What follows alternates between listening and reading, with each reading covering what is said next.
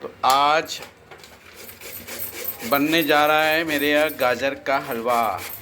ये है red carat और ये हो रही है गाजर की किसिंग और मैडम हमारे बना रहे हैं गाजर का हलवा। अभी सिर्फ पीसना चालू है, उसके बाद उसको कैसे बनाते वो भी दिखाता हूँ। Good morning, Shri Swami Samarth. आज मी बनवते आहे गाजरचा हलवा। गाजरचा हलवा सगळ्या स्त्रियांना बनवता येतो, सगळ्यांची आपली आपली वेगळी पद्धत आहे। ही माझी पद्धत आहे। आता बाजारामध्ये छान लाल लाल गाजर आलेले आहेत, ते तुम्ही घेतले मी आणि त्यांना थोडं वॉश केलं, त्यांना पील आउट केलं आणि ग्रेट करून किसून आता मी याचा गाजरचा हलवा प्रिपेअर करायसाठी तयार करून ठेवलेला आहे।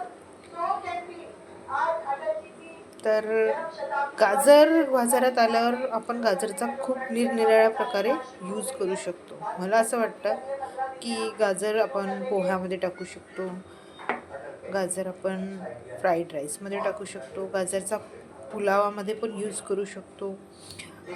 त्यानंतर आपण गाजरचा हलवा तर ऑब्व्हियसली बनवतोच। त्यानंतर आपण जे आपण उपमा बनवतो त्याच्यामध्ये गाजरचा यूज करू शकतो। गाजरचा ज्यूसही डोळ्यांसाठी खूप छान असतो। मला असं वाटतं गाजर जर या सीझनमध्ये निघाला आहे तर गाजरचा आपण भरपूर उपयोग केलेला पाहिजे निरनिराळ्या पद्धतीने।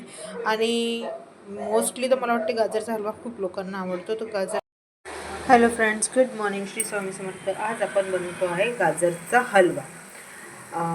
गाजरचा हलवा मी आता तुपामध्ये भाजून घेतलेला आहे। तो आता पहिले त्याची क्वांटिटी पण जास्ती होती आणि हा थोडा कडक होता, आता नरम पडलेला आहे। बघा कशा उकळ्या मारतोय। तर फक्त हा तुपामध्ये मी भाजते आहे। साईडला मी दूध गरम केलेलं आहे पातेल्यामध्ये आणि यामध्ये टाकण्यासाठी जे साहित्य लागणार आहे ते असं आहे, हे साखर आणि वेलची।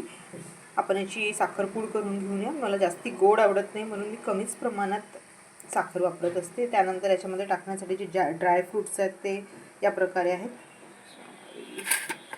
हे बदाम काप केलेले, त्यानंतर 2 प्रकारचे किशमिश, हे ब्लॅक अँड येलो कलरचे, आणि काजू आणि थोडासा खोबरा किस। तर हे सगळं मी टाकणार आहे। आपल्या स्वादानुसार आपण ह्याच्यात आणखी ड्रायफ्रूट्स घालू शकतो। बाजारात निरनिराळ्या प्रकारचे ड्रायफ्रूट्स येतात आणि त्यानंतर आपला गाजरचा हलवा रेडी होणार। फक्त आता आपल्याला करायची आहे साखर आणि वेलचीची पूड। त्याच्याने थोडासा एक चव चांगली येत असते वेलची पूडने, सगळ्यांनाच माहिती आहे। तर चला आपण याची साखरेची पूड करून घेऊया। गाजर तुपामध्ये मॉइस्ट झालेले आहेत आणि आता आपण याच्यामध्ये घालणार आहोत ही साखर, जी मी बारीक केली आहे, पिठी साखर। बारीक केल्याने काय होते, साखर लवकर विरघळत असते आणि त्याच्यामध्ये दूध घालू। आणि माझी प्रोसेस अशी आहे की मी दूध घालते, त्याच्यामध्ये साखर घालून देते आणि सगळे ड्रायफ्रूट्स घालून देते। त्यामुळे ते काय दुधामुळे मॉइस्ट होऊन जातात आणि ते नरम पडून जातात, अशी माझी पद्धत आहे। चला आपण हे सगळं याच्यामध्ये टाकूया।